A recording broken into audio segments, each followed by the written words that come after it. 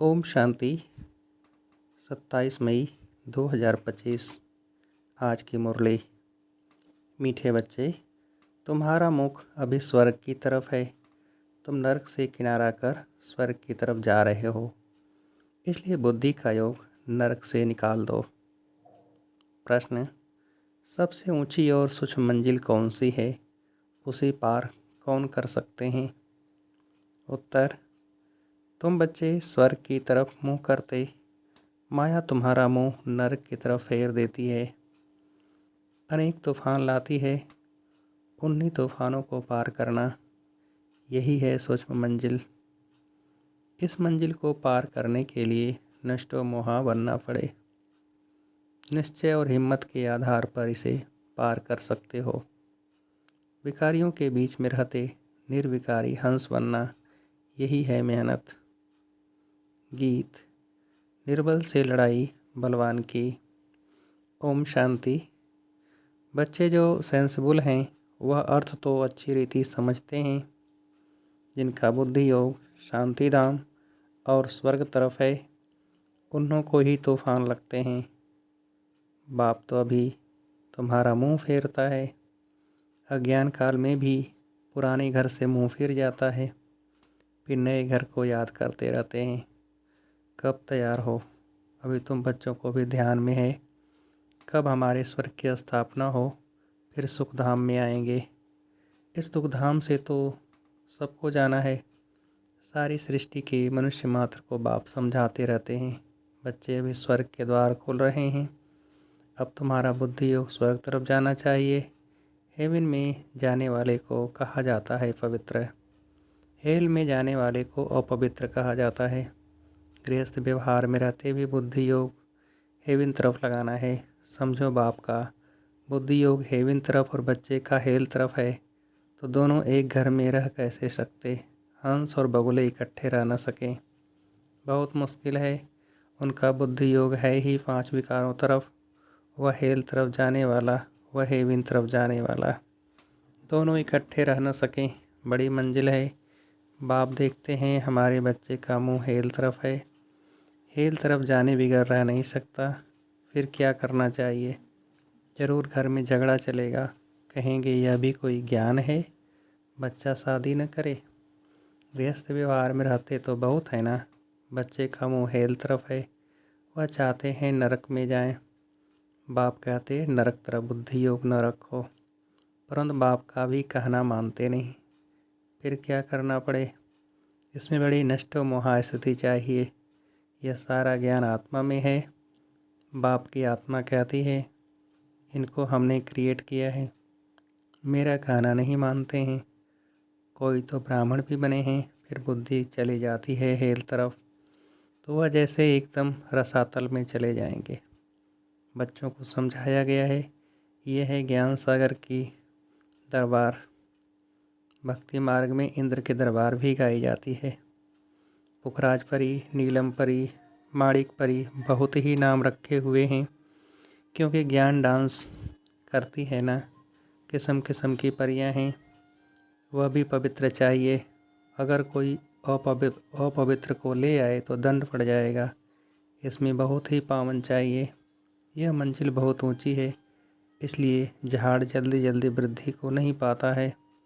बाप जो ज्ञान देते हैं उसे कोई जानते नहीं। शास्त्रों में भी यह ज्ञान नहीं है, इसलिए थोड़ा निश्चय हुआ फिर माया एक ही थप्पड़ से गिरा देती है। तूफान है ना, छोटा सा दीवा उनको तो तूफान एक ही थपेड़ से गिरा देता है। दूसरों को विकार में गिरते देख खुद भी गिर पड़ते हैं। इसमें तो बड़ी बुद्धि चाहिए समझने की। गाया भी हुआ है, अबलाओं पर अत्याचार हुए। बाप समझाते हैं बच्चे काम महाशत्रु है। इसमें तो बहुत तुम्हें नफ़रत आनी चाहिए इससे। बाबा बहुत नफ़रत दिलाते हैं। अभी आगे यह बात नहीं थी, हेल तो अभी है ना। द्रौपदी ने पुकारा है, यह अभी की ही बात है। कितना अच्छी रीति समझाया जाता है, फिर भी बुद्धि में बैठता नहीं। यह गोले का चित्र बहुत अच्छा है, गेटवे टू हेवन। इस गोले के चित्र से बहुत अच्छी रीति समझ सकेंगे। सीढ़ी से भी इतना नहीं जितना इनसे समझेंगे। दिन प्रतिदिन करेक्शन भी होती जाती है। बाप कहते हैं आज तुमको बिल्कुल ही नया डायरेक्शन देता हूँ, पहले से थोड़े ही सब डायरेक्शन मिलते हैं। यह कैसी दुनिया है, इसमें कितना दुख है, कितना बच्चों में मोह रहता है। बच्चा मर जाता है तो एकदम दीवाने हो जाते, अथाह दुख है।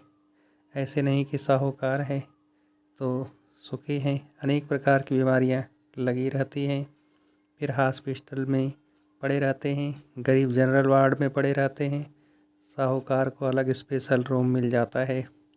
परंतु दुख तो जैसा साहूकार को वैसा गरीब को होता है। सिर्फ उनको जगह अच्छी मिलती है, संभाल अच्छी होती है। अभी तुम बच्चे जानते हो, हमको बाप पढ़ा रहे हैं, बाप ने अनेक बार पढ़ाया है। अपने दिल से पूछना चाहिए हम पढ़ते हैं व नहीं, कितने को पढ़ाते हैं। अगर पढ़ाएंगे नहीं तो क्या पद मिलेगा। रोज़ रात को अपना चार्ट देखो, आज किसको दुख तो नहीं दिया। श्रीमत कहती है कोई को दुख न दो और सबको रास्ता बताओ। जो हमारा भाती होगा उनको झट टच होगा। इसमें बर्तन चाहिए सोने का जिसमें अमृत ठहरे। जैसे कहते हैं ना, शेरनी के दूध के लिए सोने का बर्तन चाहिए, क्योंकि उसका दूध बहुत भारी ताकत वाला होता है। उनका बच्चों में मोह रहता है, कोई को देखा तो एकदम उछल पड़ेगी, समझेगी बच्चे को मार न डाले। यहाँ भी बहुत हैं जिनका पति बच्चों आदि में मोह रहता है। अभी तुम बच्चे जानते हो स्वर्ग का गेट खुलता है, कृष्ण के चित्र में बड़ा क्लियर लिखा हुआ है। इस लड़ाई के बाद स्वर्ग के गेट्स खुलते हैं। वहाँ बहुत थोड़े मनुष्य होते हैं, बाकी सब मुक्ति धाम में चले जाते हैं। सजाएं बहुत खानी पड़ती है। जो भी पाप कर्म किए हैं एक एक जन्म का साक्षात्कार कराते सजाएं खाते रहेंगे, फिर पाई पैसे का पद पा लेंगे। याद में न रहने के कारण विकर्म विनाश नहीं होते हैं। कई बच्चे खाते हैं, कई बच्चे हैं जो मुरली भी मिस कर लेते हैं। बहुत बच्चे इसमें लापरवाह रहते हैं, समझते हैं हमने नहीं पढ़ी तो क्या हुआ, हम तो पार हो गए हैं। मुरली की परवाह नहीं करते हैं। ऐसे देह अभिमानी बहुत हैं, वह अपना ही नुकसान करते हैं, बाबा जानते हैं। इसलिए यहाँ जब आते हैं तो भी पूछता हूँ बहुत मुरलियाँ नहीं पढ़ी होंगी, पता नहीं उनमें कोई अच्छी पॉइंट्स हों। पॉइंट्स तो रोज़ निकलती है ना। ऐसे भी बहुत सेंटर्स पर आते हैं, परंतु धारणा कुछ नहीं, ज्ञान नहीं। श्रीमत पर नहीं चलेंगे तो पद थोड़े ही मिलेगा। सत बाप सत टीचर की ग्लानि कराने से कभी ठौर पा न सकें। परंतु सब तो राजाएं नहीं बनेंगे, प्रजा भी बनती है। नंबरवार मर्तबे होते हैं ना। सारा मदार याद पर है। जिस बाप से विश्व का राज मिलता है उनको याद नहीं कर सकते। तकदीर में ही नहीं है तो फिर तदबीर भी क्या करेंगे। बाप तो कहते हैं याद की यात्रा से ही पाप भस्म होंगे, तो पुरुषार्थ करना चाहिए ना। बाबा कोई ऐसे भी नहीं कहते कि खाना पीना नहीं खाओ, यह कोई हठयोग नहीं है। चलते फिरते सब काम करते, जैसे आशिक मासूक को याद करते हैं ऐसे याद में रहो। उन्हों का नाम रूप का प्यार होता है। ये लक्ष्मी नारायण विश्व के मालिक कैसे बने किसको भी पता नहीं है। तुम तो कहते हो कल की बात है, ये राज्य करते थे। मनुष्य तो लाखों वर्ष का देते हैं। माया ने मनुष्यों को बिल्कुल ही पत्थर बुद्धि बना दिया है। अबे तुम पत्थर बुद्धि से पारस बुद्धि बनते हो। पारसनाथ का मंदिर भी है, परंतु वह कौन है यह कोई नहीं जानते। मनुष्य बिल्कुल ही घोर अंधियारे में हैं। अब बाप कितनी अच्छी अच्छी बातें समझाते हैं। फिर हर एक की बुद्धि पर है। पढ़ाने वाला तो एक ही है, पढ़ने वाले ढेर होते जाएंगे। गली गली में तुम्हारा स्कूल हो जाएगा, गेटवे टू हेवन। मनुष्य एक भी नहीं जो समझे कि हम हेल में हैं। बाप समझाते हैं सब पुजारी हैं, पूज्य होते ही हैं सतयुग में, पुजारी होते हैं कलयुग में। मनुष्य फिर समझते भगवान ही पूज्य, भगवान ही पुजारी बनते हैं। आप ही भगवान हो, आप ही यह सब खेल करते हो। तुम भी भगवान हम भी भगवान, कुछ भी समझते नहीं हैं। यह है ही रावण राज्य। तुम क्या थे अब क्या बनते हो।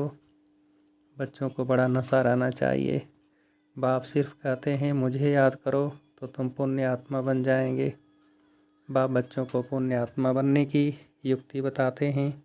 बच्चे, इस पुरानी दुनिया का अभी अंत है। मैं अभी डायरेक्ट आया हूँ। यह है पिछाड़ी का दान। एकदम सरेंडर हो जाओ।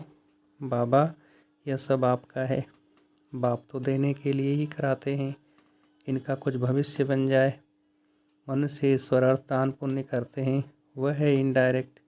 उनका फल दूसरे जन्म में मिलता है। यह भी ड्रामा में नूंद है। अभी तो मैं हूँ डायरेक्ट।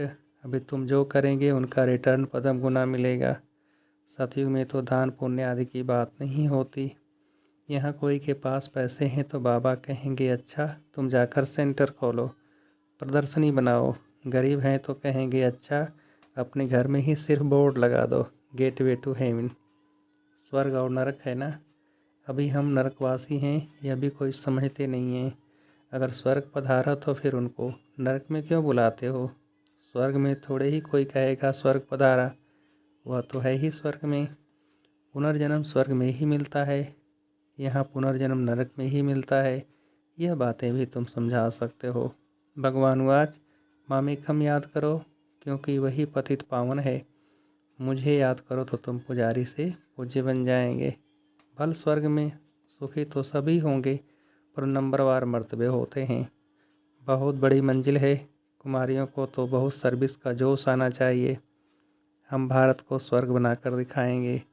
कुमारी वह जो 21 कुल का उद्धार करे, अर्थात 21 जन्म के लिए उद्धार कर सकती है। अच्छा, मीठे मीठे सिकिलते बच्चों प्रति माता पिता बाप दादा का याद प्यार और गुड मॉर्निंग। रूहानी बाप की रूहानी बच्चों को नमस्ते। हम रूहानी बच्चों की रूहानी बाप को नमस्ते। धारणा के लिए मुख्य सार। पहली पॉइंट, इस पुरानी दुनिया का अंत है। बाप डायरेक्ट आया है तो एकदम सरेंडर हो जाना है। बाबा, यह सब आपका है। इस युक्ति से पुण्यात्मा बन जाएंगे।